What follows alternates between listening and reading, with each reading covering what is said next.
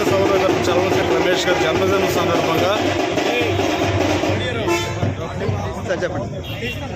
చెప్పండి హనుమాన్ జంక్షన్ రావడం జరిగింది.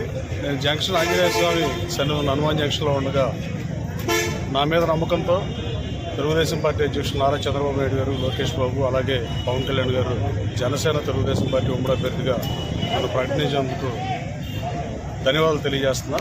ఎట్టి పరిస్థితుల్లో ఈ గన్నవరం సీటు భువనేశ్వర్ గారికి కానుక ఇస్తా. గన్నవరం ప్రజలు ఆదరించి అభిమానిస్తారని, నాకు అన్యాయం జరిగిన ఉద్దేశంతో గన్నవరం నుంచి శాసనసభ వస్తారని జగన్మోహన్ రెడ్డికి ఛాలెంజ్ చేశా. ఎట్టి పరిస్థితుల్లో నా గన్నవరం ప్రజలు అన్యాయం చేయాలని భావిస్తూ గన్నవరం ప్రజలు అత్యధిక మెజార్టీతో నన్ను గన్నవరం నుంచి శాసనసభకు పంపిస్తారని మనస్ఫూర్తిగా నమ్ముతున్నా. ఆ దేవుడు ఆశీస్సుతో, గన్నవరం నుంచి ప్రజల ఆశీస్సుతో అసెంబ్లీకి వెళ్తానని నేను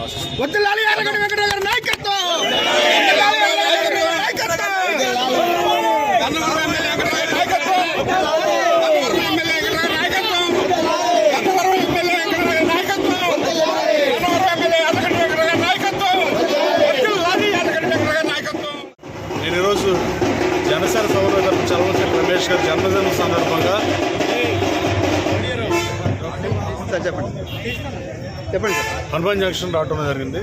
నేను జంక్షన్ ఆంజనేయ స్వామి సన్నిధిలో హనుమాన్ జంక్షన్లో ఉండగా నా మీద నమ్మకంతో తెలుగుదేశం పార్టీ అధ్యక్షులు నారా చంద్రబాబు నాయుడు గారు, లోకేష్ బాబు, అలాగే పవన్ కళ్యాణ్ గారు జనసేన తెలుగుదేశం పార్టీ ఉమ్మడి అభ్యర్థిగా నన్ను ప్రకటించేందుకు ధన్యవాదాలు తెలియజేస్తున్నా.